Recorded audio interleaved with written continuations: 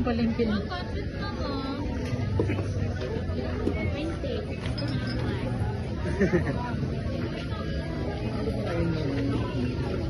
Hindi ko alam. Kita ba niya ito? Kumain ng mga inasal.